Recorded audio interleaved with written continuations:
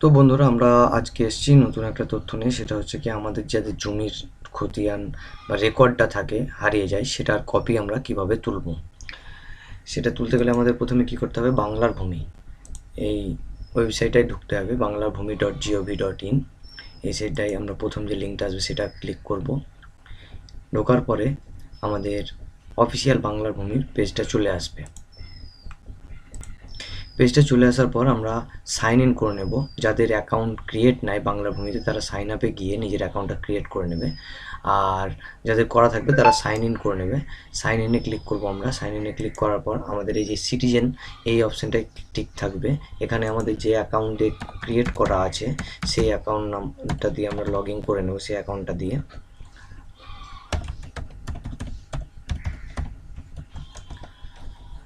User ID, password, তারপর আমাদের যে ক্যাপচা কোডটা আছে এই ক্যাপচা কোডটা আমাদের এখানে ভরে নিতে হবে। তারপর লগইন অপশানে আমরা ক্লিক করব। লগইন অপশানে ক্লিক করার পর আমাদের লগইন হয়ে যাবে। লগইন হয়ে গেলে প্রথমে এই নামটা চলে আসবে, যে নামে অ্যাকাউন্টটা আছে সেই নামটা হয়ে যাবে। তারপর আমরা কী করবো, সিটিজেন সার্ভিসে যাব। সিটিজেন সার্ভিসে যাওয়ার পর আমাদের যেটা করতে হবে সেটা হচ্ছে এই সার্ভিস ডেলিভারি, এই অপশানটাই আমরা সিলেক্ট করব। ড্রপ ডাউন হওয়ার পর ROR রিকোয়েস্ট, এই রিকোয়েস্টে আমরা ক্লিক করব। ROR রিকোয়েস্টে ক্লিক করব। ROR রিকোয়েস্টে ক্লিক করার পর আমাদের একটা অ্যাপ্লিকেশান ফর্ম চলে আসবে। যে পপ আপ পেজটা আসবে এটাকে আমরা এক্সিট করে নেব।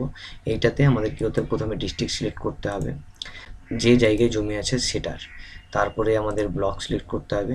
তারপরে মৌজা, কোন মৌজার আন্ডারে যে কাগজটা আছে আমরা যার কপি তুলব, যে রেকর্ডটা, সেই মৌজাটার নাম এখানে দিতে হবে। এবং খতিয়ান নাম্বার, খতিয়ান নাম্বারটা আমরা এখানে দিয়ে দেব। দিয়ে দেওয়ার পর এই এখানে ফার্স্ট নেম, জমির ওনারের যে নাম আছে সেই নামটা এখানে দিতে হবে এবং তার গার্জিয়ানের নামটা দিতে হবে। দিয়ে দেওয়ার পর অ্যাড্রেস এখানে দিয়ে দিলাম, অ্যাড্রেস লাইন 2। এটা ভরলেও চলবে, না ভরলেও চলবে। তারপর আমরা কী করবো, ক্যাপচা কোডটা আমরা এখানে বসিয়ে দেবো।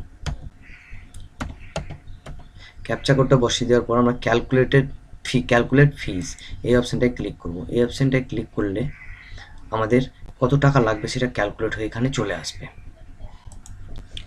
একটু স্ক্রল ডাউন করবো, নিচের দিকে আমার চলে এসছে এখানে অ্যাপ্লিকেশান নাম্বার অফ পেজ, ফিজ হচ্ছে আমাদের কত টাকা সেটা চলে এসছে। এবার কিসের মাধ্যমে আমরা পেমেন্ট করবো, নেট ব্যাঙ্কিং, তারপরে কাউন্টার পেমেন্ট বা ডেবিট কার্ড বা ইপে, যেখান থেকে হোক আমরা পেমেন্ট করতে পারবো। এখানে আমরা নেট ব্যাঙ্কিংয়ের থ্রু পেমেন্ট করবো, তাই এটা সিলেক্ট করে কন্টিনিউ অপশানে ক্লিক করলাম।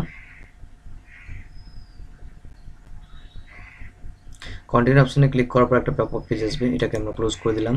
তারপরে এখানে নিচে এই কন্টিনিউ অপশানে ক্লিক করব। কন্টিনিউ অপশানে ক্লিক করার পর আমাদের ডাইরেক্ট গ্রিপসের পোর্টালে নিয়ে চলে যাবে, যেখান থেকে পেমেন্ট হবে। তাহলে আমাদের গ্রিপসের পোর্টালে যাচ্ছে, চলে এসছে।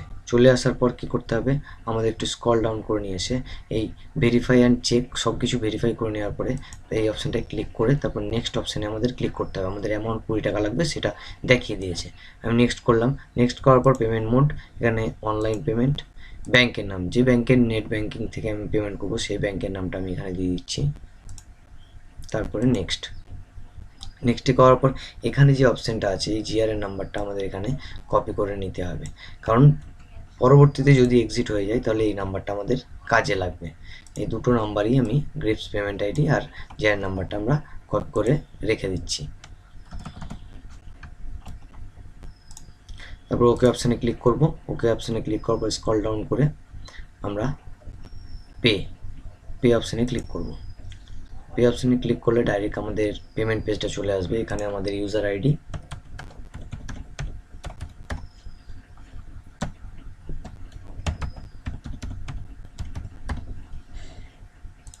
পাসওয়ার্ড দিয়ে আমরা লগ ইন করে নেব। ইউজার আইডি পাসওয়ার্ড দিয়ে লগ ইন করার পর আমাদের পেজটা চলে আসবে। এই পেজটা চলে আসার পর স্ক্রল ডাউন করে আমরা কনফার্ম অপশানে ক্লিক করব। কনফার্ম অপশানে ক্লিক করার পর আমাদের ফোনে একটা যে নেট ব্যাঙ্কিংয়ের দেওয়া আছে সেই ওটিপিটা আসবে। ওটিপিটা আমরা এখানে বসিয়ে দেব।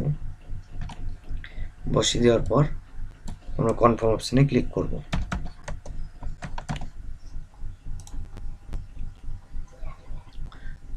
কনফার্ম অপশানে ক্লিক করার পর আমাদের পেমেন্টটা হয়ে গেছে। একটু ওয়েট করতে হবে, পেজটা রিডাইরেক্ট হবে, ঠিক আছে।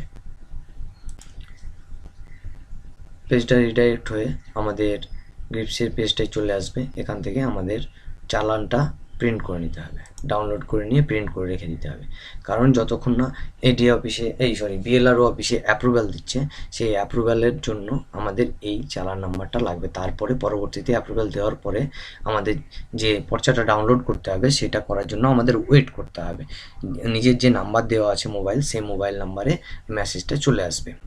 চলে আসার পর যখন অ্যাপ্রুভ্যাল হয়ে যাবে, তারপরে এই চালানটা দিয়ে আমরা ডাউনলোড করব। ডাউনলোডটা আমি পরবর্তী সময় দেখিয়ে দেব।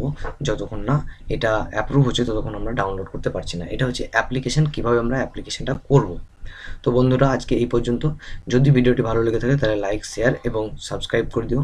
আর এর পরবর্তীতে আমাদের কীভাবে সেটা পর্চাটা রেকর্ডটা প্রিন্ট করব সেটা দেখানো হবে। ধন্যবাদ।